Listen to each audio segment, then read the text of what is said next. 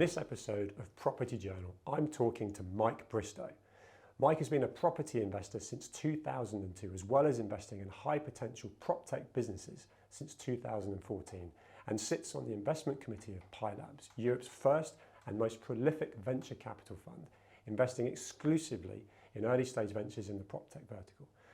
Mike is the CEO and co-founder of CrowdProperty, a market-leading and profitable fintech and PropTech business that is scaling internationally. Mike has a proven background of 18 years in strategy consultancy, advising major corporates and private equity funds on corporate strategy and M&A lending platforms. Mike was named Entrepreneur of the Year in 2020 and Business Person of the Year in 2022, was a finalist in the Tech Entrepreneur of the Year. I'm very much looking forward to my conversation with Mike.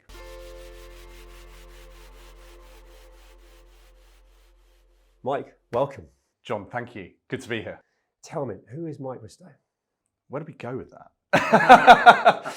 First and foremost, I'm a father to 4 young kids, right? And that's everything. That's full on, right? We were 1 month off 4 kids under 3. So therefore, anyone doing the maths probably assumes that we went for a third and got twins, which is exactly what I was just hoping there were some twins in there. Yeah, absolutely. Funnily enough, I didn't go to that scan with my wife, and I was at work, and she phoned up, and I said, "Oh, everything go okay?" And she said, "Yeah, everything fine. Yeah, all's cool. You know, looks all healthy, etc., etc." There's just this one thing. There were 2 heartbeats, right? I was like, Jesus. Yeah. So, and what stage was that? You already got. So that was 12. That was 12-week scan. Yeah, 2 kids already, right? Boy and a girl. So it was almost set up perfectly, right? And I went back into the office, and it was a few years ago now. And we were a smaller business, only about 20 odd of us at that stage. And 3 months later, right, we were at a team away day, and we said, and I announced amongst a number of team announcements that we were having another, and we were having twins, right? And a couple of people said, "Did you find out on this day 3 months ago?" Right? And I said, "Yeah, how do you know?" It's like, you were quiet after a phone call in the morning in the car park. For the rest of the day, you didn't say a thing, right?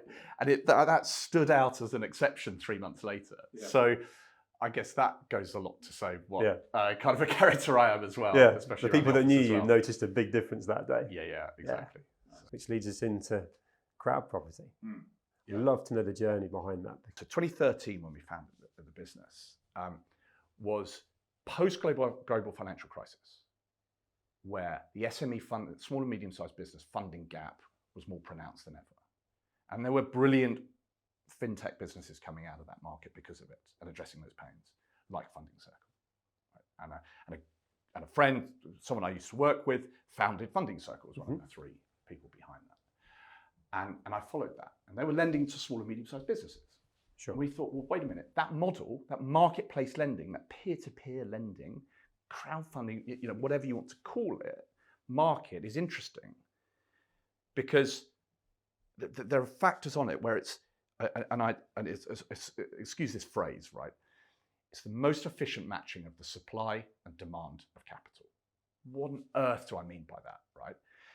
Every pound in the world is owned by a person, or $1 or whatever, any monetary item. Now, it's just that money is placed into different institutions, investment sides, etc. And if you look at the property cycle, for a developer to get £1 of development finance, it's probably gone through a broker, a development lender, a generalist lender, a pension fund, and that pension fund, you know, is collecting an individual's pound. Yeah. Why don't we do that directly and cut out all of those people? Right? Beautiful. But it's damn hard. It's damn hard to scale that, right? But we did. The really interesting bit, okay, is that works beautifully and is conceptually beautiful. The really interesting thing is we were delivering great returns to the individuals that were investing through our platform. So we had knocks on the door from big financial institutions to say, well, we're not getting those returns from our funds, okay? Can we come in and almost re-intermediate? So now, between a half and 2/3 of our capital comes from global financial institutions and multiple players. That's interesting. And that's where we sort of got to. But it's really interesting how they re-intermediated because it was so efficient, that model, and the model we'd built, and the strategic advantages we'd built, and all of the front-end stuff that we built, and attracted developers because we understood the developers better than other people in the market and served them better.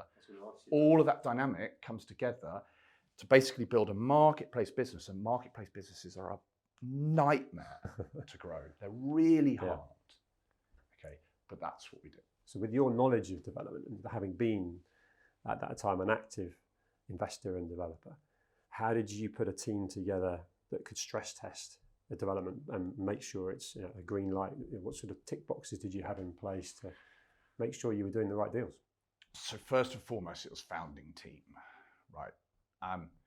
Between the three of us, we had 75 years of property investing and development. Good level of experience. Right. Yeah. Okay. Because there are many sort of lending platforms that are set up, right? And lots of those businesses have set up by saying, this is just a tech play. You just need to wire some stuff up, right? Okay. That's just the enabler. Tech is always just the enabler, right, of a very efficient business model.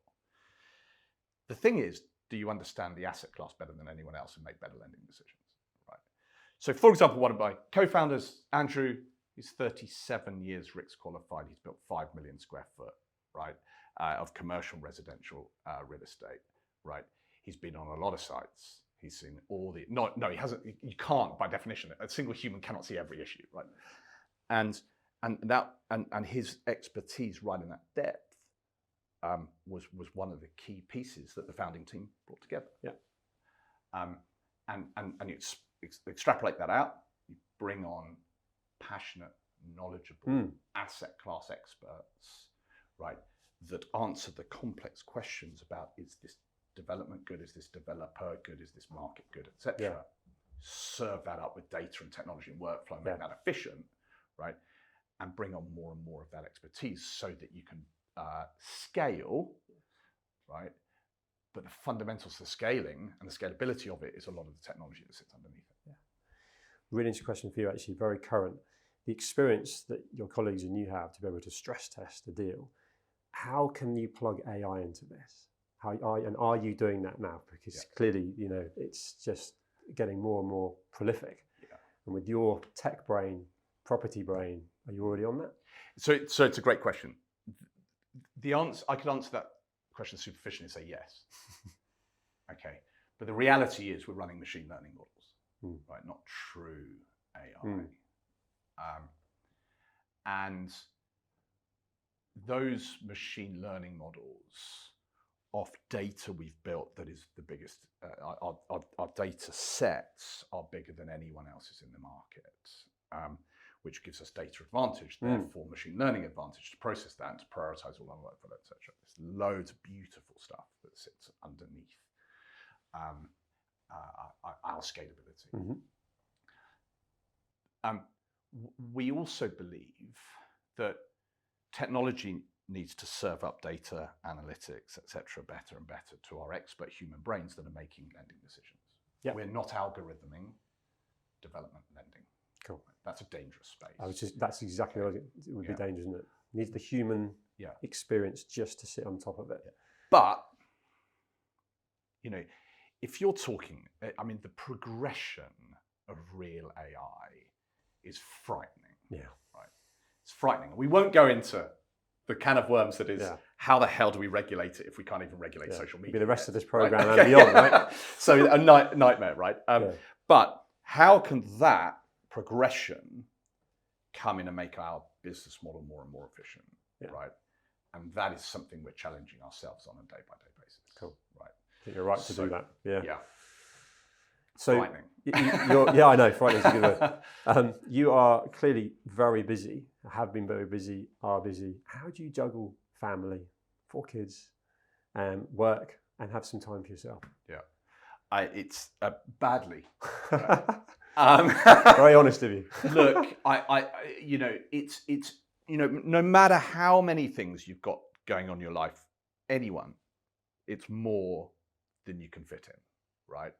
So, prioritization is everything, but how do you prioritize? How do you make those judgments? And you'll always prioritize badly, right? Yeah. Because there are different people involved in different different elements. Can't please everybody. No, you can't, and it's it's hard pleasing yourself. Yeah, right? But not everyone that's in your life. I mean, I think that's a perennial challenge that you just have to be super aware of.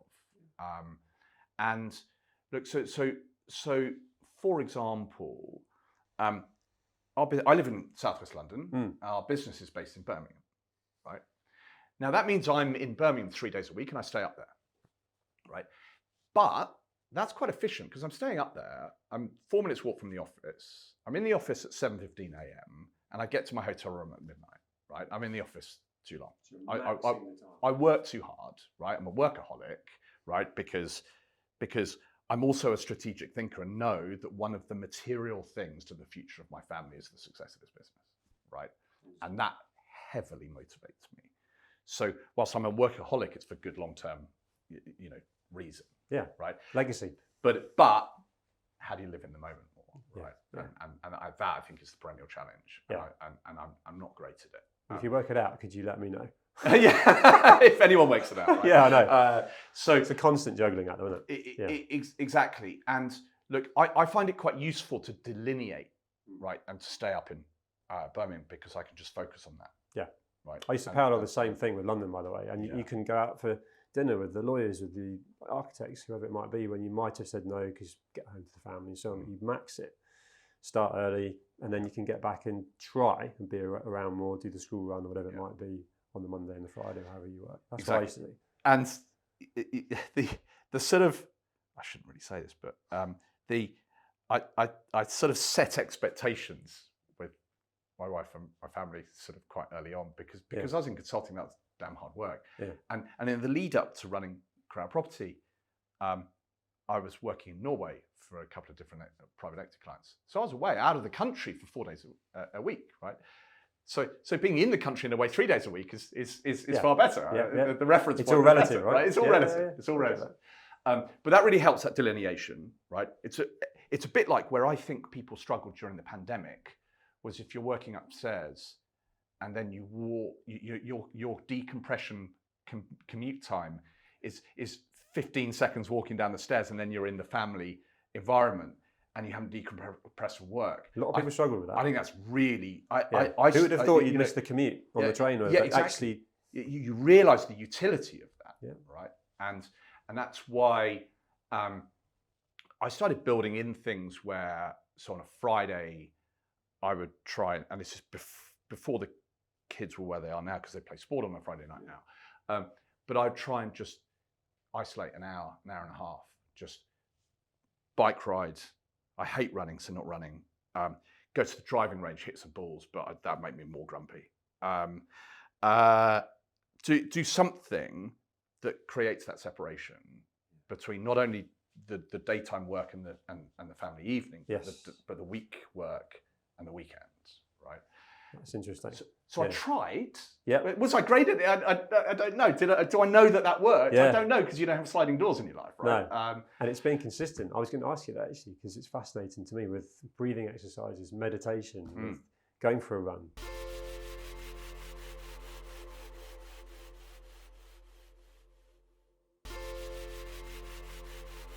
What works for you in context of anything that you've persistently and consistently done? Do you try and go for that run? Do you take time out to read or listen to a podcast? Yeah. Is there one thing that you just stayed with? I went a few years ago. I sort of was really struggling with it, and I was aware of it. I was really grumpy at the weekends, and it was just not cool because it was so stressful. Super young kids, your own business, that melting pot. And this is pre-pandemic.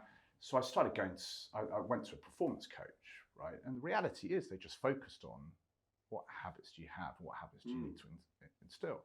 I don't give enough time to go out and exercise, but God, I feel better if I've been for a run or I've played short format cricket on a Sunday or whatever. I feel great and refreshed from that. But I'm blessed, which by the way is almost like a job requirement of consulting, of being able to sleep well, right? Sleep anywhere and sleep well, right? I also snore, which is pain for anyone else.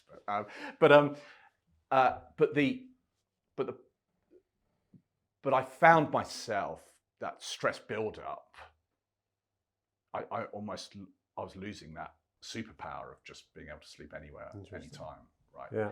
And I was worried about that because that was accentuating. You start getting into that vicious circle.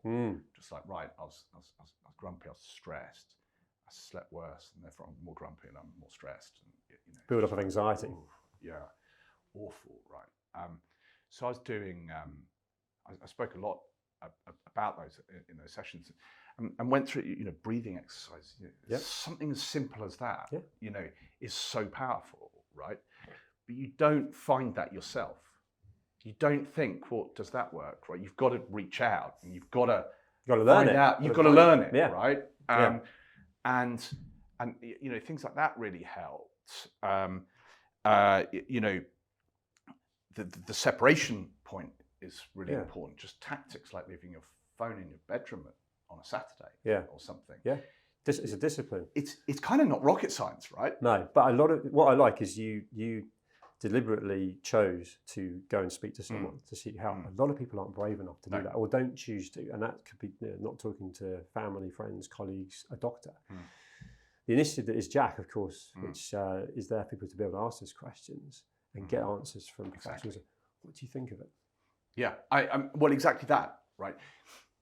But so you need resources. Yeah, you need a place to find out, right, and to explore and to ask the questions in a, whether it's yourself or a loved one or whatever, reaching out and finding out more, and some of the tactics to think, because point number one is recognition, right, and then it's like, then almost the bits after that are easier, right? Okay, I now know, therefore I'm a bit more confident reaching out, right?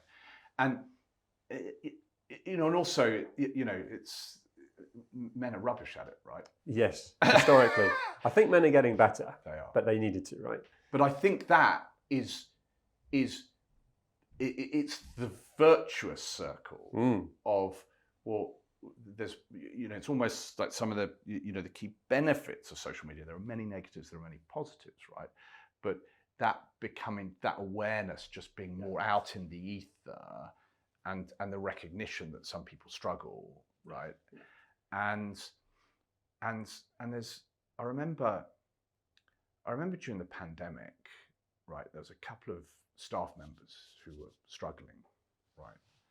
And it literally, it sort of, it really hurt. It really hurts. For someone running a business to understand that people in your that work for you, with you, struggling, right? And one of the things we took action on quite early is opening back up our office. Right, we were really quick, and I was quite outspoken about it at the time. I thought that the whole Twitter statement of saying, right, we'll never have an office again, was total nonsense. Right? Guess what? They've U-turned on it, right? And they did that pre-Musk buying it. But it's like observation, right? Realizing, and then it's like, right, okay, well, what's the issue? How can we help resolve it, right? And that's one way which organizationally we felt that as long as we did it safe, with the control mechanisms in place, with the respect for each other and all of that, right, we opened up, and we were quite, as I said, outspoken about it, and also just proactive about it. One of the most proactive businesses out there. Now, it's slightly different as a non-London business, where you've got an office building with a car park that it's like driving around the corner, and so it was different to a London-centric business. I get that, but I think I've got friends that are still working from home now, and some of them run big teams. A good friend of mine who works for the Bank of England often has said that getting people together in a room, you can see when someone's struggling and peel them off for a chat and say everything right at home and so on. You can't get that off a Zoom call. You just can't get it off a Teams call. You can't feel that, can't see the body language. And so I think you getting people back into the office early was a great move, because a lot of people embraced it. A lot of people, it's great, but actually we've touched on it already in the conversation, to even miss a commute on the train or in the car, people used to think, what a waste of time, and then realise that was decompression, that was leaving something behind and preparing to be ready to be great for the kids and your wife and so on. People missed the office environment, even though they never thought they would. I've got a question for you, actually. A lot of things you've been involved in and continue to be involved in have been successful. Yeah. What is your definition of success? Oh, good question. I think, I touched on earlier how I see it as legacy for family. I'm a long-term thinker, and I think that was both natural in me, but also nurtured through being in strategy consulting for so many years, because you look at 3 to 5 year strategies non-stop, long-term, right? And I think I'm an achievement focused individual, not a monetary reward focused individual. So, you know, doing things well, making a difference, making things happen, and making it sustainable over the long term. And the money will come after. Exactly. Yeah, and it will flow, but that's not my number one motivator. Other than that, you know, that yes, so it does flow, and then that creates a legacy as well. I understand that. So I mean, one of the things. So when I was at university, I set up this business called Vodball UK, right? And it was really early on when Red Bull was around, right? And I noticed sort of quite early on that when Red Bull appeared, students would drink vodka Red Bull, right? But they wouldn't drink it in bars because it cost a fortune, right? They'd drink it at home before going out, right? So we thought there's an event around this, right? Wouldn't it be fun, right? So we called it Vodball, right? We sold vodka and Red Bull together too cheaply, probably. And I mean, it sounds shocking now. This was a fair time ago, but we were selling double vodka and Red Bull for £1, right? Oh my God. And taking over nightclubs and bringing people in early, and then handing the nightclub back over to the owners, and then have a pack club, and you know, it all worked really well. We strapped an event structure around it, and it really clicked, right? We took it to 14 cities nationwide. It was a really successful business. Oh, that's awesome. And we sold it. Couple of years after uni, you know, not for a game-changing amount at all. No. It helped for the deposit of my first house, right? Great, you know, sort of, you know, that's really cool. The cool bit is that that's still running. I love that. So the person who bought it, right, has made their money back, right, and made profit out of it, right? Tick, you know, good, right? Because that's what you want, right? Yeah. But most importantly for me is it still exists. Yeah. So I think it's 25 years old next year or something. The guy who bought it was telling me, and that for me is like, that's really cool. Yeah, it is right? cool. If you can create something that exists and serves customers, like hundreds of thousands of customers by nature of the churn through universities, by nature of the number of cities we went to. It shows it was a good idea as well, right? I mean, it wasn't just a one-time wonder in that time. It's sustained through it's a some pretty serious concept. ups and downs. It evolves, etc. Because everything's got to evolve. And I think from the entrepreneur point of view, it was obviously in you early. You're a serial investor. You've got a number of successes that you can look back on. What would you give as an advice now to your younger self, or someone that's aspiring to be entrepreneurial and be successful in investing, particularly in prop tech? Yeah. What advice would you give? It's probably two. I'll unpack them a bit, but long-term attitude, right, which suits property really well, right? Just buy something, hold it for decades. Yeah. Buy it for your kids, buy it for their kids. You know, have that kind of attitude. Sure. Right? And number two is focus, right? Even though I've been involved in quite a few things, right? And inevitably your life involves a few things, right? Yeah. But in order to smash something out of the park, right, everything is competitive, right? And we haven't really touched on this, but I'm deeply competitive, right? I can tell. 20-month-old, younger brother, sorry. And we basically grew up just trying to beat each other at every single sport under the sun, right? And you know, it's kind of like, right, how do I win, right? I'm a big cricket fan, right? And the late Shane Warne is a total legend. His commentary was so insightful because he'd always say, well, you start with, how am I going to get this person out, right? And then I work back from there. right? And that's a simplistic version of, right, how am I going to win, right? And how am I going to build something better, right? More sustainable, so it's long term. You've got to have that long term mindset, right? And then I'm going to focus on it, because if I don't focus on it, someone else is focusing on their bit more than I am, right? And that focus drives excellence, and it drives competitive advantage, and it drives the ability to excel in your market. That's awesome advice. I have so enjoyed talking to you. Really good. It feels like there's so much more left in the tank. I can't wait to find out what's next, but we haven't got time, so I'd love to talk to you again. But thank you so much for talking to me today. Pleasure. Thank you, John. Cheers.